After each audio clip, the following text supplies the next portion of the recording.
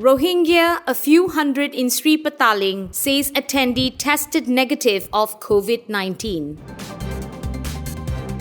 Explosion hunted 3 Rohingya lives in Minbya, injuring 1. Bangladesh, Myanmar urged to lift internet ban as Covid-19 spreads.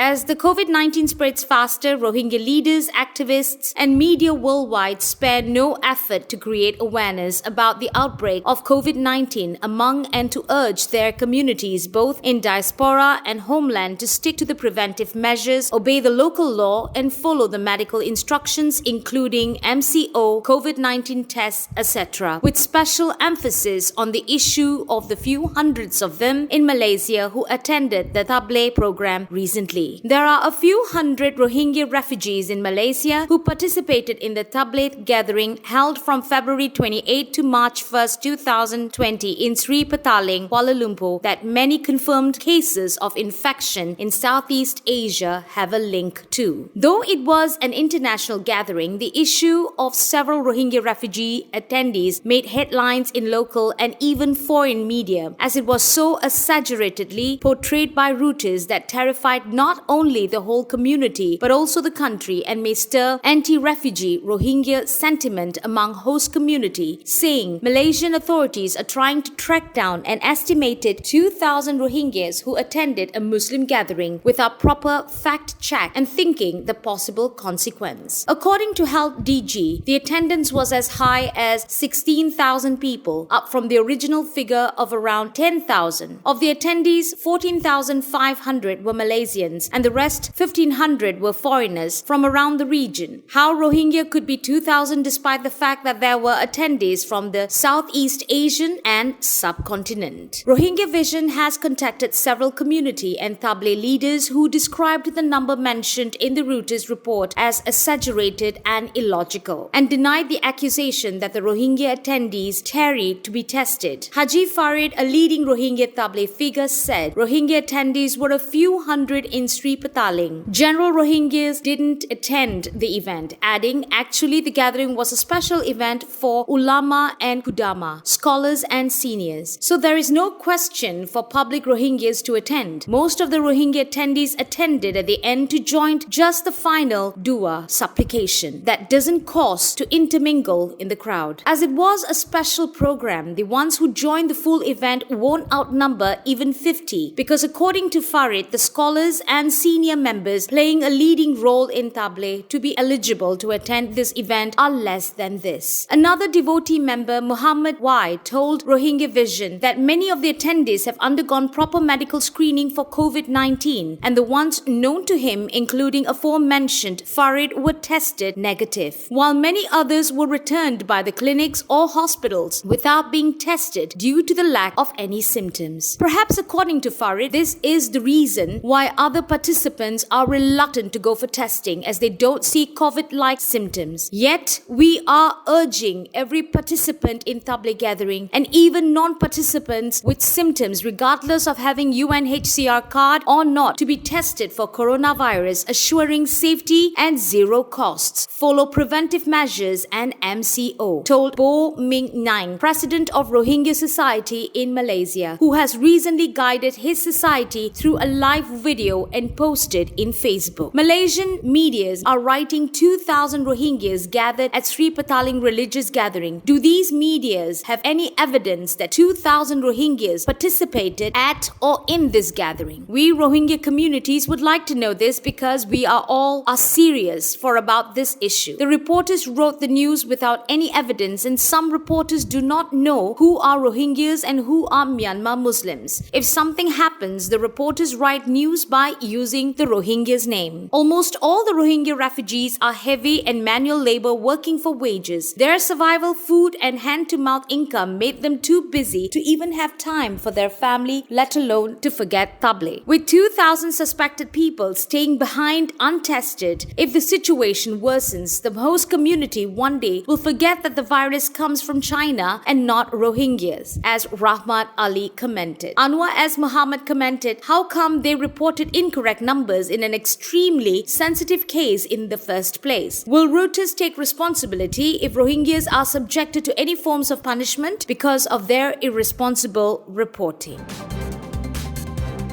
An explosion believed to be landmine hunted lives of 3 Rohingyas in Dale Farah village of Minbya Township, Rakhine State on March 10, 2020 at around 3 p.m. while injuring 1. The victims killed are Muhammad Qasim 24, Nurul Haque, Muhammad Rafiq 14, son of Qurban Ali, and Dolaya 12, Nur Hussain. Another elderly man in his late 50s called Qurban Ali, son of Sultan, is injured deathly. As the fighting between Tatmadaw and Rakhine rebels intensified in this region, the landmine is believed to be planted by either of them. A Rohingya teenager was killed and 4 others injured in another explosion in Palang Tau Hamlet, Paung Tok village tract of Maracu on 6th March at around 8 a.m. This is not the first incident of its kind, and there have been frequent landmine explosions in the northern townships of Arakan since the armed conflicts between local rebels and government security forces started. There are mutual accusations and denial to have the responsibility of the landmines planted in public areas that affect neither of the fighting groups but hunt the lives of the innocent Rohingya civilians.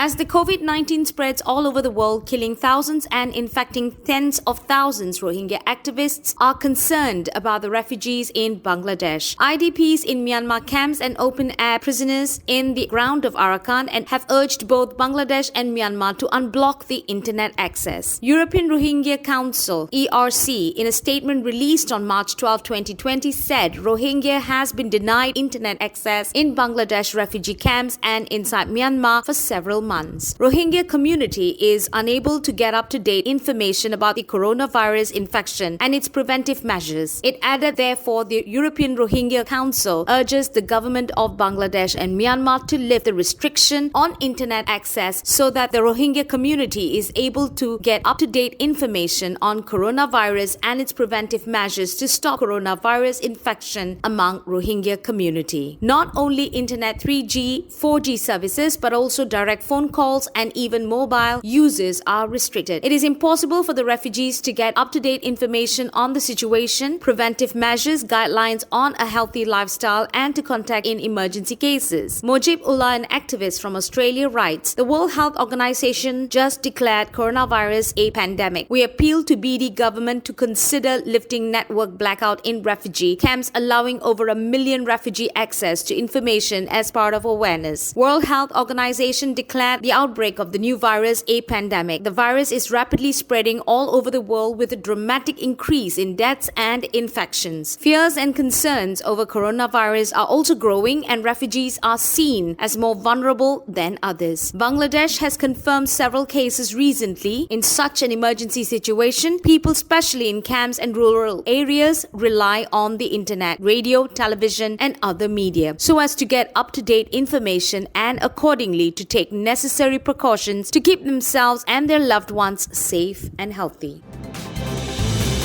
For more videos, please subscribe our Vision English YouTube channel.